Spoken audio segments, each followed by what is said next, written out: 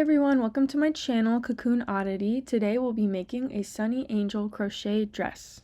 For materials, you're going to need 2 different colors of Aunt Lydia's crochet thread or any other brand of crochet thread. I used a 1.65mm crochet steel hook. You'll need scissors. I like tiny ones, but normal ones will work. And then you'll need a tiny sewing needle to weave in your ends.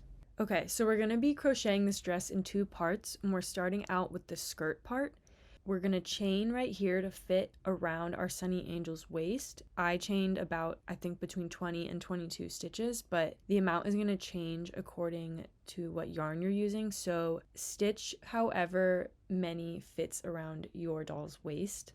And then from there, once it fits, we're just going to slip stitch this foundation chain closed. And once we close that, we're going to move on to our first actual row. So for our first row, we're going to chain 2 because we're working in half double crochet, and then we're going to do a half double crochet in that same stitch that we chained 2 out of. And I don't count the chain as a stitch, which is why I do a half double crochet in that same stitch. And then after that half double crochet, we're going to do a bobble stitch in the next stitch. But before I go into how I do that, I just want to explain the main concept that we're doing here. We just need to increase around because we want the skirt to go out. And so if you don't want to do this fancy pattern, you can just increase around by doing 2 half double crochets in each stitch. But for my case, I want to have a varied pattern, and the bobble stitch is going to create that more puffed and scalloped edge that I like. So yeah, if you want that effect, then follow this next bit.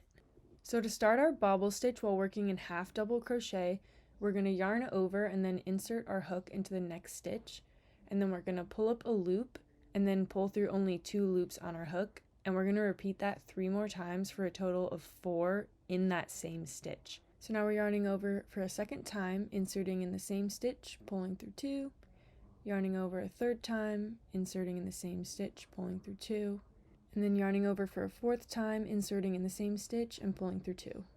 And then you're going to pull through all the loops on your hook and then chain to close your bobble. And then from here, we're going to do a half double crochet in the next stitch. And then we're going to do another half double crochet in the next. And then a bobble stitch in the next, which is going to start our pattern of 2 half double crochet stitches followed by a bobble stitch, repeating around until we get to the end of the row. And once we get to the end, we're going to slip stitch to the chain 2 we made in the beginning to close the round. So one thing I wanted to mention before we move on to round 2 is how I hold my yarn when working with thinner thread, and I find this a lot more helpful to keep a consistent tension. But basically I wrap it around my pinky and I go around over my pinky, under my ring finger, over my middle finger, under my pointer finger, and then I close my hand and I can hold my work like that, and then let it move through my fingers as needed when I need more yarn. I found that it can be really hard to grip thin yarn like this, and this has been the best way to help me keep my tension and keep everything nice and neat. So for round 2, we're going to be using a new color, and to put your new color on, you're just going to put your hook through the loop from the last round, and then pull up the loop for the new color and tighten everything. And then we're going to chain 3 since we'll be working in double crochet for this round. And then from there, we're just gonna resume our round as normal and weave in our ends as we go. And then we're gonna start the pattern for this round by doing 2 double crochets in that same stitch that we chained from, and then 1 double crochet in the next stitch, and then repeat that until the end of the round. Okay, so I'm switched to white and pink yarn now. Don't be confused, I'm still working up round 2, but I had made this dress in white and green and white and pink, and I was missing footage from the first rounds when I was working with the white and pink yarn. But yeah, for now the rest of the video is going to be in white and pink. And I made some progress on round 2, and I'm just continuing to do 2 double crochets in one stitch and then 1 double crochet in the next stitch. And I've been continuing to weave in my ends as I go. I prefer to do this just because honestly I'm lazy and it's annoying to have to sew in so many ends at the end, but you don't have to do this. I personally recommend it, but yeah, again, it's optional.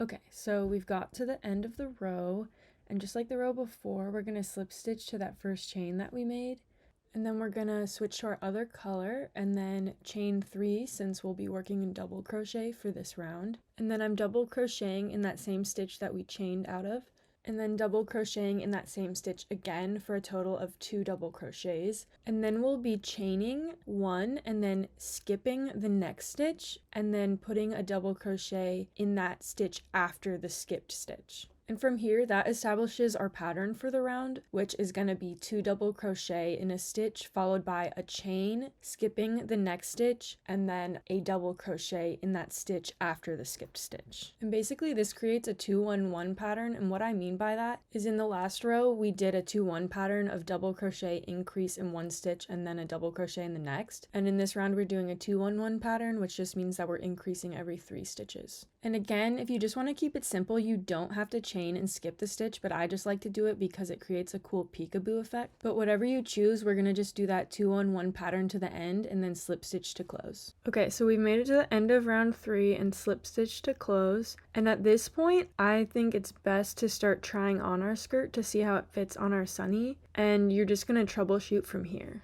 Notice how it fits. Does it flare out too much? Is it too short, too long? Does it not flare out enough? These questions are going to help you figure out how to tweak your pattern. If you want your skirt to be longer, you of course would add more rows, or you could use a taller stitch like the double crochet or triple crochet. If you want it shorter, I would use a smaller stitch like half double or single crochet. And if you want the skirt wider, I would increase more times around. And if you want it smaller, I would take out a row and increase less amount of times around. So for round 4, we're changing to our other color again and chaining 2 because we'll be working in half double crochet for the round. And we're going to do the same bobble stitch pattern that we did in the first row. And I'm going to start the row off by doing a half double crochet in that same stitch that we chained 2 out of. And then we'll be doing a half double crochet in that next stitch and then a half double crochet in the stitch after that.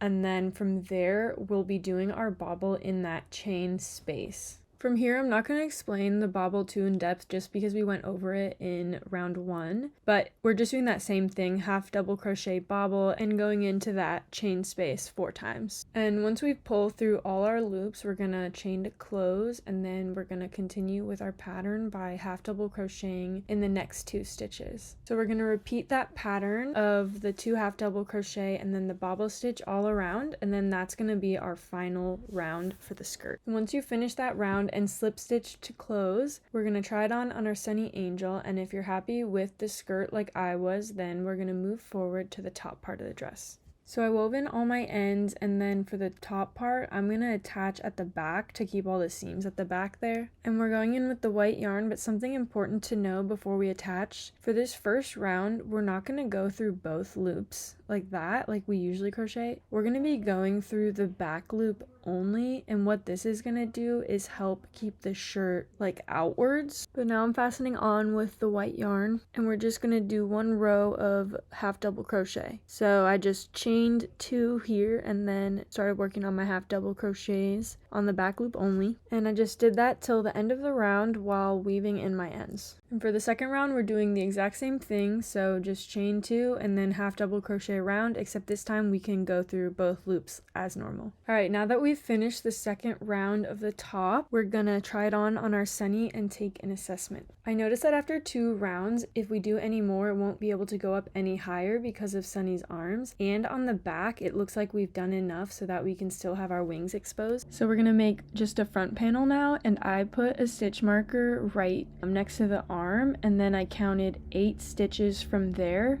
and I'm gonna attach my yarn where my stitch marker is and then do 8 half double crochets across. Here's what that looks like, and from here I'm gonna try it back on my Sonny Angel to see what I need to do next.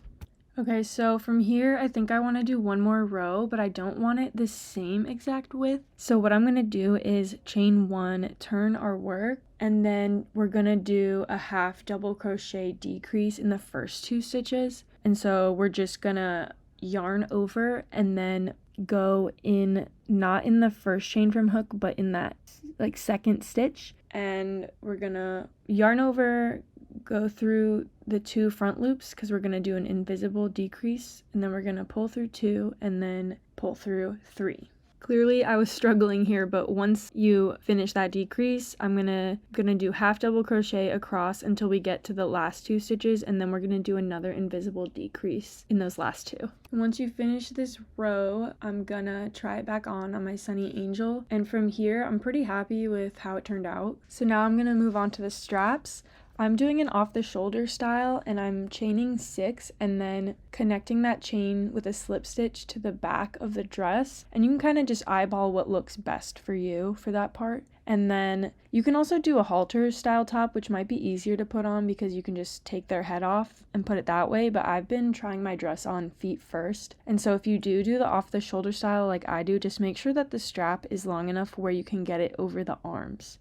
But yeah, from here, just chain 6, and then we're gonna slip stitch to the back, and then I'm gonna single crochet across, and then chain 6 again, and then that will be the second strap, and then connect that to the front part and slip stitch to connect that. Okay, so I went ahead and slipped stitched that second strap to the front, and now we're basically done. You just gotta tie off your ends and then weave them in, and you're all done. This is the final product. Hey everyone, just popping in, it's Olivia. This is my channel Cocoon Oddity, and this is my first video, so I hope you enjoyed, I hope you learned something good, and if you have any questions, feedback, whatever, let me know. This is the final product, and I think it's very cute.